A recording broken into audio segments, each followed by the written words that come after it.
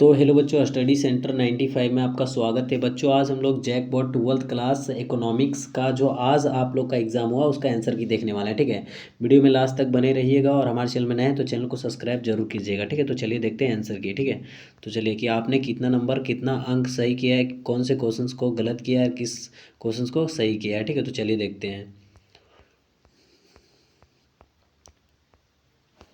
Question number 1 में बताया गया कि निम्नलिखित में से कौन उत्पादन का साधन नहीं है। तो उत्पादन का साधन कौन नहीं है, तो इसका जो आंसर हो जाएगा वो हो जाएगा ऑप्शन नंबर बी। ठीक है, मुद्रा।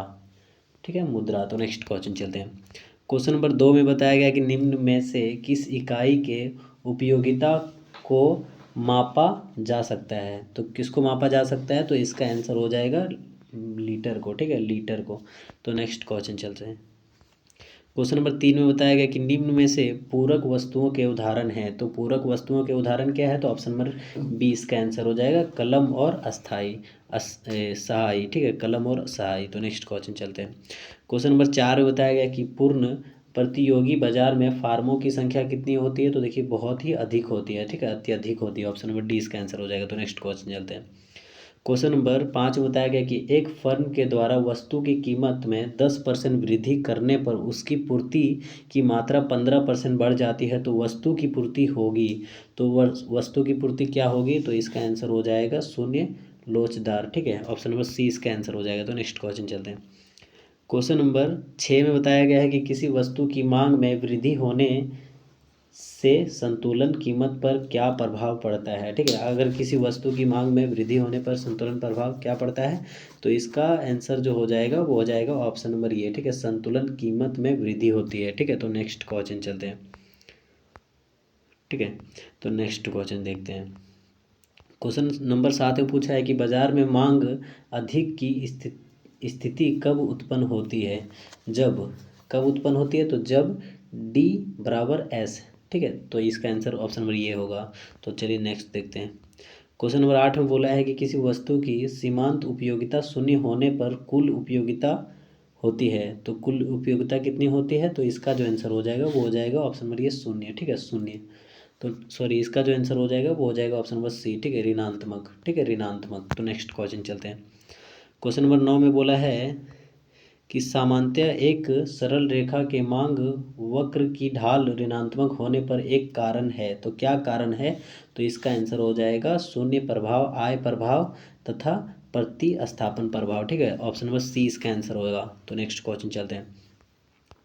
क्वेश्चन नंबर 10 में पूछा है कि उत्पादन फलन Q बराबर AL 0.6 के 0.5 किस उत्पादन नियम को प्रदर्शित करता है। तो किस उत्पादन को प्रदर्शित करता है, तो इसका आंसर होगा ऑप्शन नंबर ये। ठीक है, परिवर्तनशील अनुपातों का नियम। ठीक है, ऑप्शन नंबर ये। तो नेक्स्ट क्वेश्चन चलते हैं।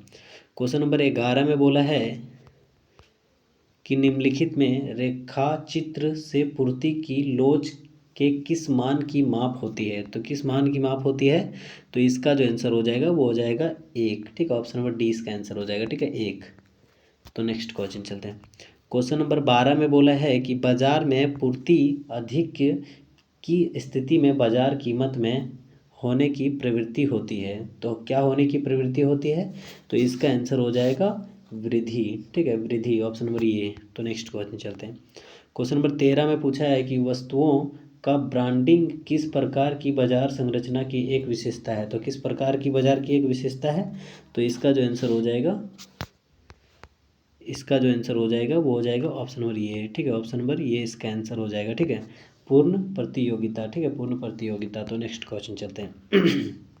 क्वेश्चन नंबर 14 में पूछा है कि एक मुक्त कर लगाने से किसी वस्तु की पूर्ति पर क्या प्रभाव होता है। तो किसी वस्तु की पूर्ति पर क्या प्रभाव पड़ता है, तो इसका जो आंसर हो जाएगा वो हो जाएगा सी। ठीक है, पूर्ति अपरिवर्तित होती है। ठीक है, पूर्ति अपरिवर्तित होती है। ठीक है, ठीक है, तो इसका आंसर हो जाएगा पूर्ति अपरिवर्तित रहती है। ठीक है, तो नेक्स्ट क्वेश्चन चलते हैं। क्वेश्चन नंबर 15 में पूछा है कि किस बाजार में फर्म का मांग वक्र पूर्ण लोचदार होता है। तो किस बाजार में होता है, तो इसका जो आंसर हो जाएगा वो हो जाएगा ऑप्शन नंबर सी। ठीक है, अल्पाधिकार। ठीक है, अल्पाधिकार। तो नेक्स्ट देखते हैं। क्वेश्चन नंबर 16 में पूछा है कि अर्थशास्त्र की भाषा में निवेश शब्द से क्या अभिप्राय है। ठीक है, अर्थशास्त्र की जो भाषा में निवेश शब्द है उससे क्या अभिप्राय है। तो इसका जो आंसर हो जाएगा वो हो जाएगा ऑप्शन नंबर डी। ठीक है, ऑप्शन नंबर डी इसका आंसर हो जाएगा, पूंजीगत वस्तुओं में स्टॉक में वृद्धि। ठीक है, ऑप्शन नंबर डी इसका आंसर हो जाएगा। तो नेक्स्ट देखते हैं, क्वेश्चन नंबर 17 में पूछा है कि आय में वक्रीय प्रभाव के दो क्षेत्रक मॉडल में कारक सेवाओं का प्रभाव किस दिशा में होता है। तो किस दिशा में होता है, तो वो होता है फर्म से फर्म की ओर। ठीक है, फर्म से फर्म की ओर, ऑप्शन नंबर ये। तो नेक्स्ट क्वेश्चन चलते हैं, क्वेश्चन नंबर 18 में बोला है कि सरकार द्वारा भुगतान की गई वृद्धा पेंशन का राशि निम्नलिखित में से किस समुच्चय का एक भाग्य होती है। तो किस समुच्चय के एक भाग्य होती है। तो इसका जो आंसर हो जाएगा वो हो जाएगा ऑप्शन नंबर सी। ठीक है, राष्ट्रीय आय, राष्ट्रीय आय। तो नेक्स्ट क्वेश्चन देखते हैं, क्वेश्चन नंबर 19 में बोला है कि निम्नलिखित में से विनिमय का एक सर्वमान्य माध्यम कौन सा है। तो कौन सा है, तो इसका आंसर हो जाएगा ऑप्शन नंबर सी। ठीक है, डिमांड ड्राफ्ट। ठीक है, डिमांड ड्राफ्ट। तो नेक्स्ट देखते हैं, क्वेश्चन नंबर 20 में बोला है कि निम्नलिखित में से किसे वेद मुद्रा कहा जाता है। ठीक है, निम्नलिखित में से किसे वेद मुद्रा कहा जाता है।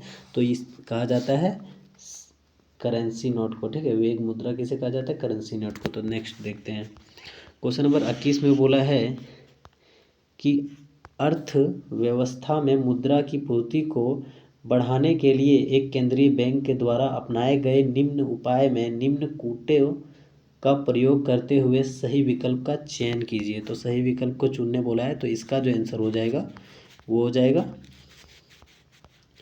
तो इसका जो आंसर हो जाएगा वो हो जाएगा ऑप्शन नंबर ए। ठीक है, ए और बी।